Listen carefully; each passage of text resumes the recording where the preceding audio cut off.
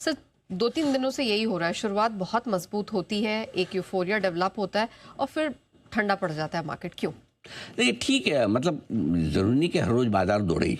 Simple सी चीज़ मैं तो ये बोलता हूँ, धीमे धीमे मजबूती के साथ बढ़ रहा है आगे नेहा जी, वो भी कोई कम बात नहीं है। लेकिन सुस्ती क्यों, चूंकि आपने पूछा तो सुस्ती के कारण बता दूँ। नंबर 1 सुस्ती का सबसे पहला बड़ा कारण तो 3 दिनों में 3 बड़ी ग्लोबल इवेंट है जिस पर बाजार की नज़र है।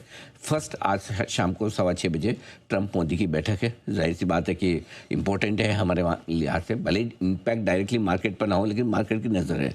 दूसरी, आज रात नए फेड चेयरमैन केविन वार्श आए हैं, उनकी पहली पॉलिसी है, उनकी पॉलिसी से भी बाजार उनको जज करने की कोशिश करेगा कि वो कैसी पॉलिसी बनाते हैं, मार्केट फ्रेंडली बनाते हैं, ट्रम्प फ्रेंडली बनाते हैं, काइंड ऑफ व्हाटएवर नॉमिनेशन थे ना ये, ऑफ कोर्स उन्हीं के आदमी है। साफ साफ बोलो आप। हाँ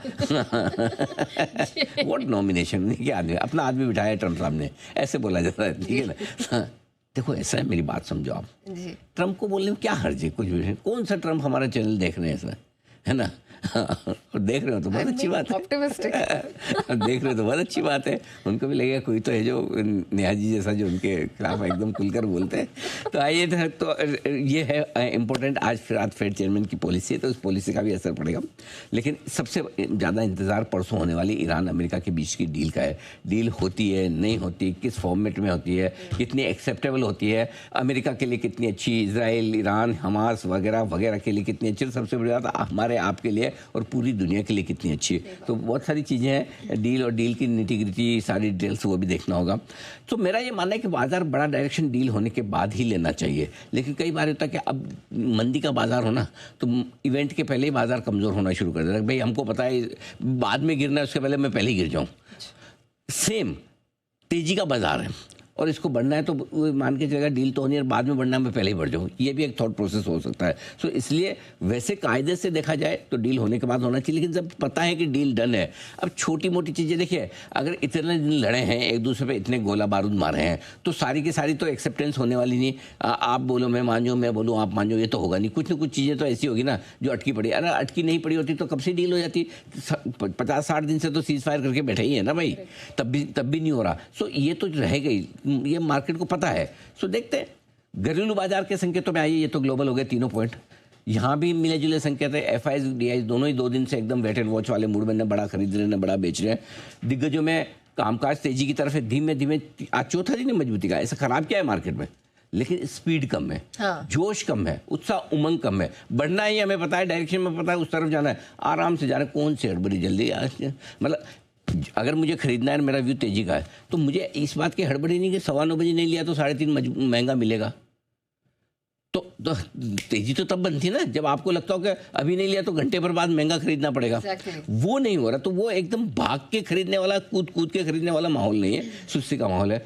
अब अच्छा, मिड कैप सेलेक्ट इंडेक्स आज एकदम फ्लैट 4-5 मिनट। अकेला एक बीएससी है जिसने 3-4% की गिरावट से मिड कैप सेलेक्ट इंडेक्स उसकी वजह से नीचे है, करेक्ट। स्मॉल कैप इंडेक्स में बढ़िया फर्स्ट क्लास तेजी है। आज सुबह हम बात कर ही रहे थे, थोड़ा भी अगर दिग्गज अच्छे लेवल के आसपास आए तो स्मॉल मिड कैप शेयरों में तगड़ी तेजी होगी।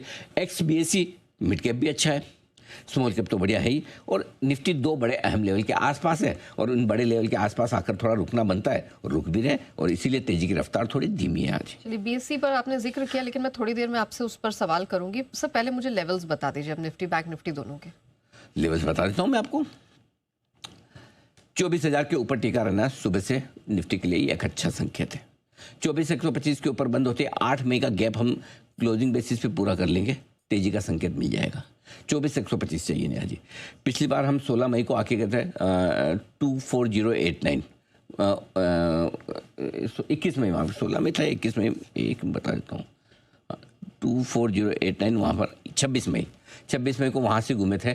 आज वापस 26 मई के बाद उसको पार किया हमने।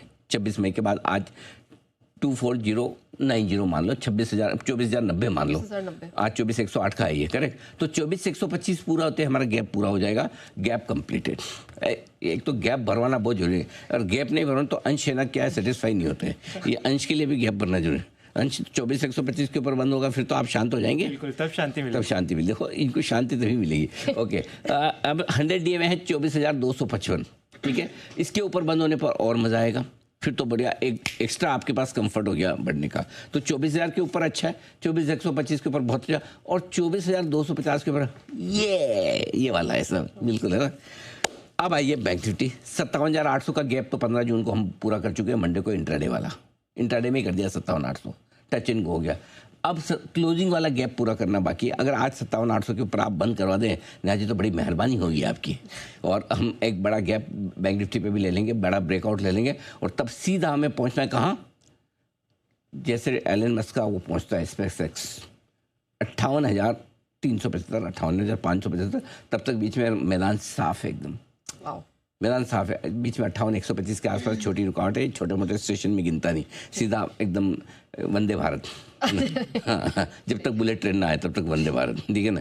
तो ये ऊपर का लेवल है। और अब सपोर्ट की बात करें तो 23,815, 23,915 निफ्टी पर सपोर्ट हो गया, बैंक निफ्टी पर 56,875, 57,075 सपोर्ट हो गया आपका।